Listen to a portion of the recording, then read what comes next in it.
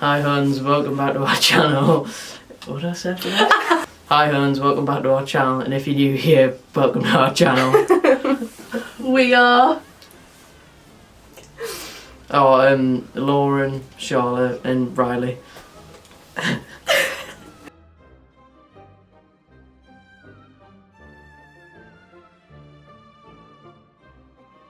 So this week we are joined by Reilly Brown. He's back again and he's going to tell some of his stories from the haunted hotel we talked about in part 2. I've got nothing else to say. We're going to do a little interview, Reilly. Just put you at ease.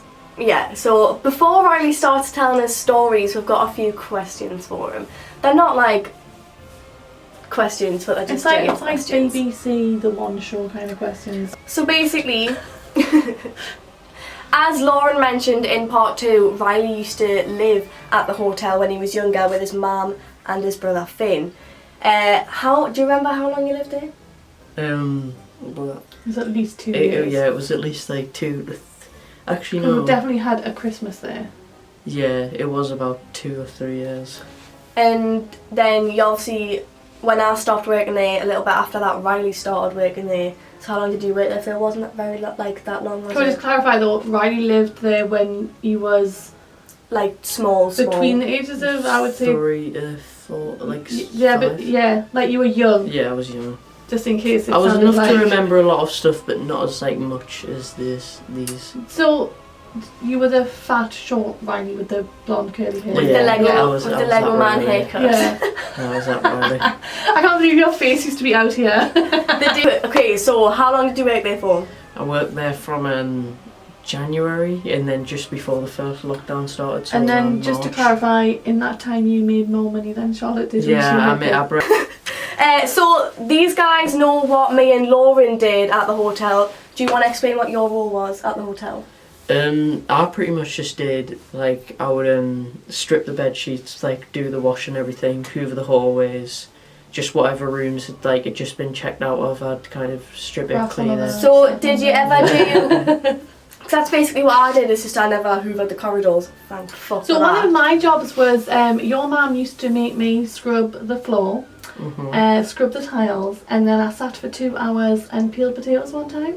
Oh, I used to do that, but we made snakes out of them, me and Sandra, like potato skin. This isn't a scary story, but I remember one time when I was working there, I was told to clean this room, and I'd seen the people go out of there, and you could tell that they had just had sex in the room the night before.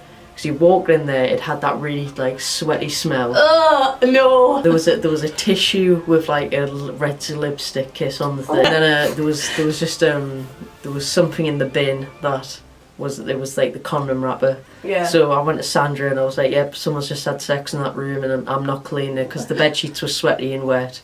And I was like, I'm sorry, but I'm not touching them. And she was like, oh, I'll go and do it. But yeah, that's that. First of all, I want a donut. Okay, well I want a drink, so let's do this first. Reilly, hope you haven't forgot the ritual. I haven't. Ready? 1, 2, 3. They all kind of open the same. Yeah. I love that. You know when it's like as if smoke is coming out of the wall. Like that. Like, Well, I can't see it. you can. I can it? Oh, I can see because it's in front of the light. Are Coke bottles that colour because of the Coke or because it's recycled plastic? Oh no, I think it's stained. Oh wow, that was earth shattering. Okay, so keeping with the tradition we started last week, we have snacks. Snacky snacks, I think I called them last week. Much to my shame. Reilly, would you like a donut? Don't you dare say fucking no. Can I have pepperoni instead? Oh my fucking god!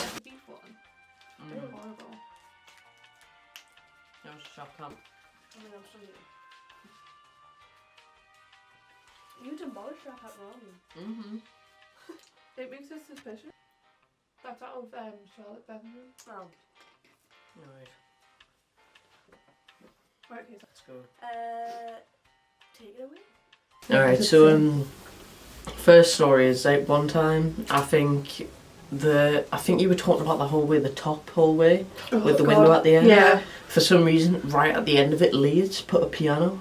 It's like a grand. Because that's like not fucking creepy at all. I know, is it's like it? a brown piano right at the end. What, like an old pub piano? Yeah, like an old pub piano, right? But so there would be some people who'd come down at breakfast. I'd be like, I hope they don't come out the room or something when like I'm hoovering or just in the hallways, because I'd hate it. And like, you know, like when I'd work in the morning, I'd walk around the corridors and there'd literally be no lights on. The safety lights would be on, so it'd just be so creepy. And there'd be the window at the end. Yeah. And I remember one time I'd kind of just like, I seen the piano and I was like, when you see a piano in like a narrow hallway, it's just like, yeah, that's creepy as like, this is gonna end in death. Literally, because there's no reason for it to be there, that's why it's creepy. Yeah. It's like, so I was doing one of the rooms on the side just because it had been checked out of, so I was hoovering it and I had to keep the door open with my foot. I remember because the hoover was on, I thought I heard someone press the piano. I was like, oh my god, like that's probably just me just making it up in my head because I can't really hear it. And then literally after that I keep on hearing it, and then I got so creeped out to the point where I was like I'm just gonna try and get this done as quick as possible, because that piano going off is just kind of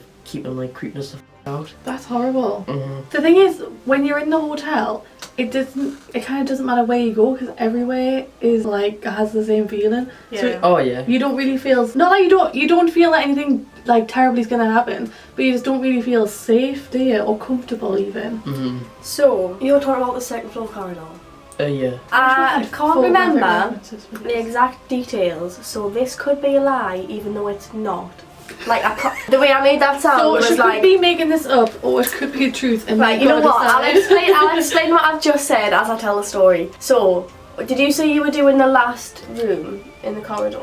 No, it was like the room. So the corridor went like this. So you'd walk up, and there'd be a room. There was 2 rooms on the side, and then there'd be like one room and then a corner, and then that's where the long corridor where the window and the piano was at the Yeah, end. because on the second corridor, that's where you've got a room covered with the sheets. A room, isn't it? Yeah, it's like 20, 21, and then 22 on that side. Then you turn the corner in the long corridor. Yeah. So the first room, like on that, when you turn to go on the corridor, I was doing that, and because it was quite a small room, I could just quickly take the covers off and just like hoover it and put all the things in the bin after it had been checked out. But so like obviously me and Finn saw the little girl in that corridor. But when I had to do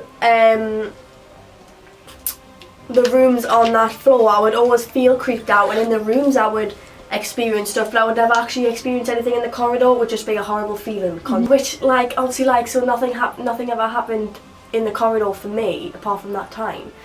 Which is why I'm thinking, so like in the very last room next to the window, there used to be a guy who lived in that room when I was working there, and he lived there for about 6 months to a year. Yeah. This guy was just like an old guy who lived in the room. Oh yeah, And his room was fucking filthy, and it was so gross. Like, and if you opened his door, it would just smell of pure shit. Would hit your nose.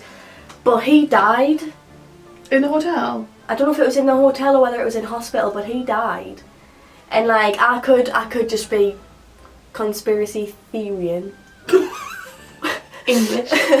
But I think it's weird that nothing ever happened in the corridor for me when I worked there, and then I left and he died.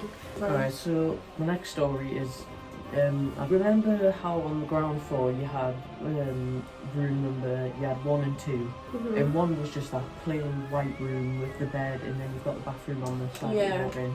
But then number 2, this is like probably one of the rooms I hated the most, is you went in and it was like this really bad pale yellow colour with a bit of orange, and you had the bed, and then to your side when you walked in, you had that long corridor into the bathroom.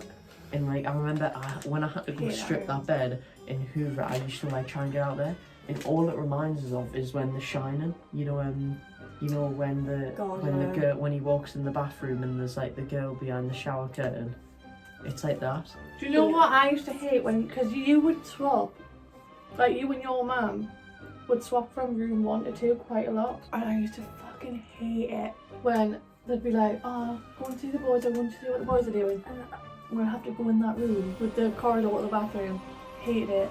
And you know how the other room, the bathroom was always fucking broke? I'd rather have been in there. Would rather be where the toilet can flush. It's very weird that I can see myself. It's but yeah. So I remember like that was kind of just like the experience. It wasn't really like, but Another thing that correlates with like the whole scariness of the Halloween parties there were always the best. Do you remember that one where they did the drive to the back Yes. of the car park and Yes. the tunnel? I was And terrified of it. honestly, it took me about 2 hours to build up the courage to go in that tunnel.